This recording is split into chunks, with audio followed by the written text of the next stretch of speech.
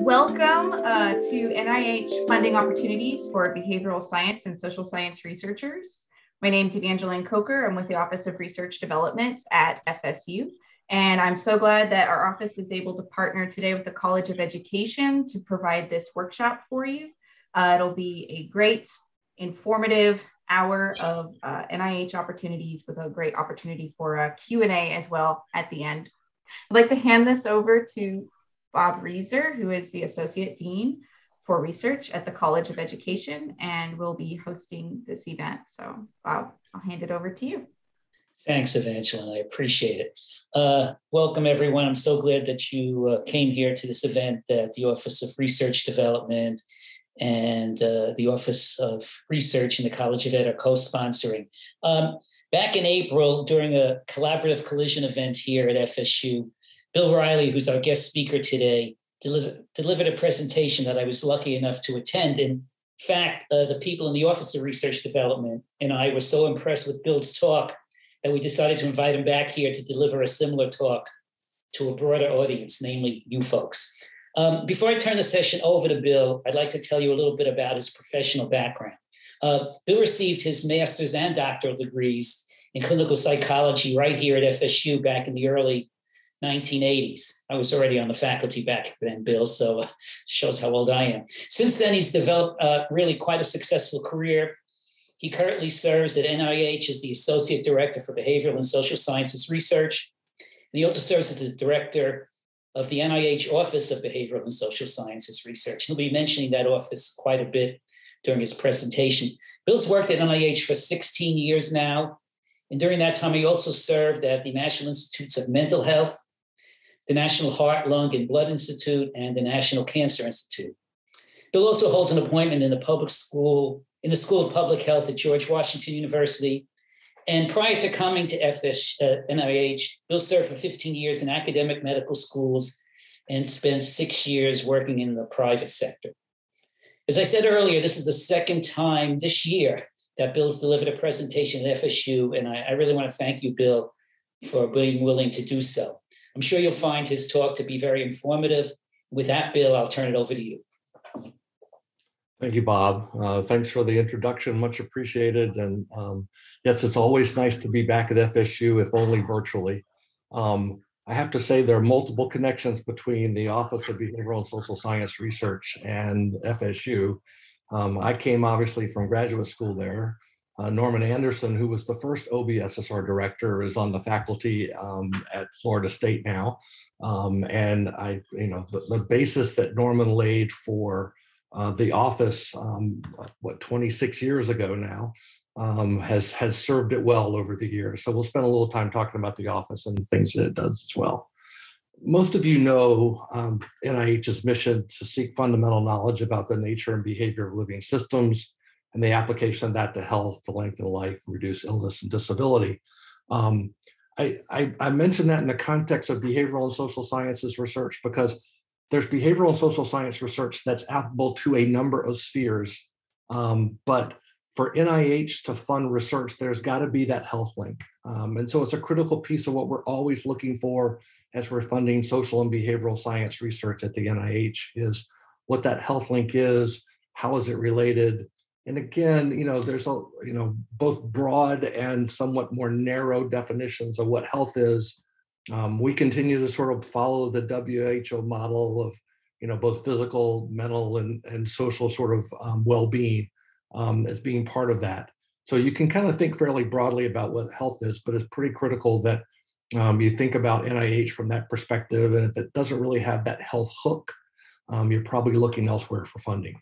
This is just a quick graphic to go. The NIH is awfully complex. There are 27 institutes and centers. I'm one of 14, I think now 14 offices in the Office of the Director. It is at best a loosely federated system of institutes and centers that do the funding. And by and large, those institutes and centers are driving the funding agenda. There are common fund efforts at the Office of the Director and some trans NIH efforts that we work on across all of the institutes and centers of the NIH. But by and large, most of the research is driven by the 27 institutes and centers of the NIH in terms of the grant funding. And knowing where your research fits and what areas it fits in is a critical sort of component of that as you move forward. One of the key reasons our office was created 26 years ago was for that coordination function, because the social and behavioral sciences cut across the missions of most of the institutes and centers of the NIH. And every single one of them, and I'll show you in a minute what that looks like, every single one of them has some social and behavioral research grant funding that they do. So it's pretty common to see that kind of work going on across the board.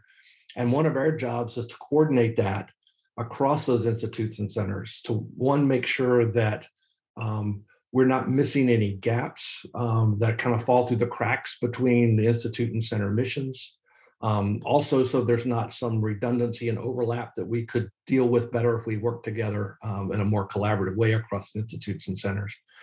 And partly the job for us at OBSSR is also to make sure we identify what those gaps are and fill them and make sure that we're helping to coordinate those activities. So if you're ever in doubt, and I'll say this multiple times along the way, if you're ever in doubt of which institute and center you should be talking to about your grant ideas and where they ought to go and what you ought to do, and you're broadly in the behavioral and social science realm, you can always reach out to me or to someone in my office. And our job is to help direct you into which institute or center is probably most appropriate to be considering for grant funding. There's always the question about whether we actually do fund behavioral and social science research at the NIH, and we clearly do. The funding in behavioral and social science research represents about 10% of the overall NIH extramural funding work every year. As you can see, we fund around 5,000, 6,000 grants a year on average, pretty broken down between more basic behavioral and social science research, lab-based and field-based research, and more applied research, intervention work, and behavior change research, that sort of thing. So it's I think a pretty solid and steadily growing area of research within the NIH.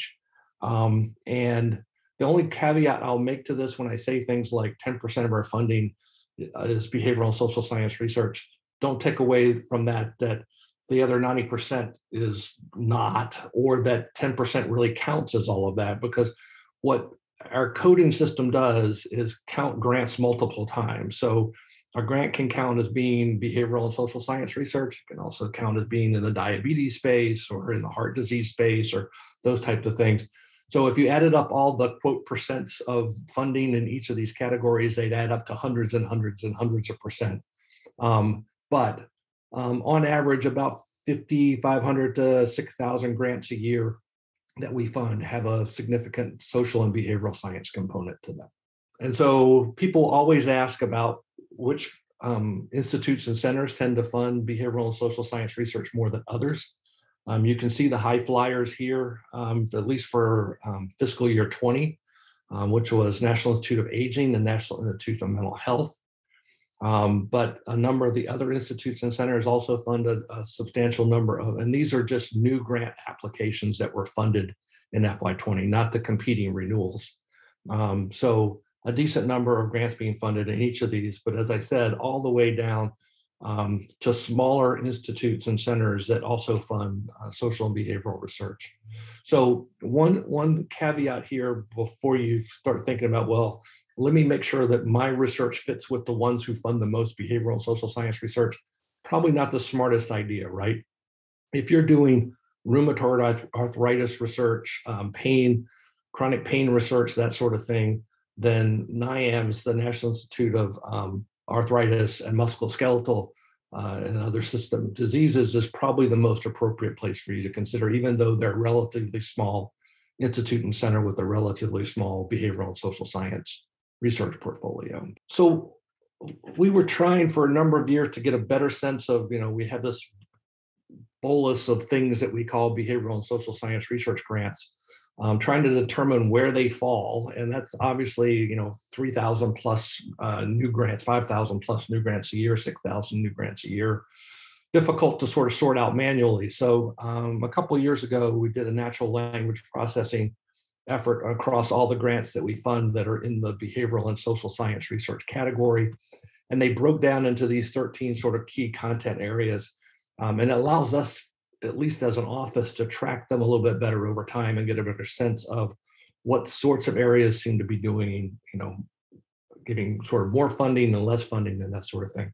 But you get a sense of the types of research that we fund at the NIH in the behavioral and social sciences.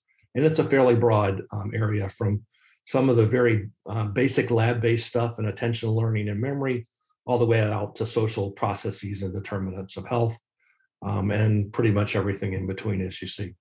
And if you want a sense of kind of where we tend to do more funding or less, our colleagues in the sexual behaviors and sleep disorders field, we don't fund quite as much behavioral and social science research there as we obviously do in social determinants or in basic sort of cognitive processes, mental health or developmental processes, that sort of thing. So it gives you at least a little sense, looking at the slide, of the types of research we tend to fund a little bit more, and the ones that we fund a little bit less frequently in terms of content area right now. Oh, and yes, I saw the chat note. All the slides are available to you guys after the presentation. I wanted to shift and focus on just a few examples of some large behavioral and social science research initiatives that have been going on recently at the NIH. It's certainly been reasonable over the years to continue to sort of do funding on an individual grant by grant basis, but obviously some challenges come across over the course of time where it requires a trans-NIH effort. And one of the jobs of the Office of Behavioral and Social Science Research is to make sure that the social and behavioral sciences are integrated into those larger initiatives. So I'm just going to show you a few examples of those so you get a sense of some of the bigger projects that NIH has funded that are relevant to that. The first is the RADx Up in underserved populations, or RADx UP. Congress provided back in, I think it was May of last year, supplemental appropriations to the NIH, emergency supplemental appropriations, not only for vaccines, but also for testing. And within that 1.8 billion that NIH received for testing, 500 million of it was set aside for not developing new testing platforms and approaches, which are critically important. And my colleagues at the National Institute of Biomedical Imaging and Bioengineering have really taken a lead in developing along the way. So it's not just in developing new tests for COVID-19 and SARS-CoV-2, but it's also been in how do we encourage the uptake of those tests as they become available.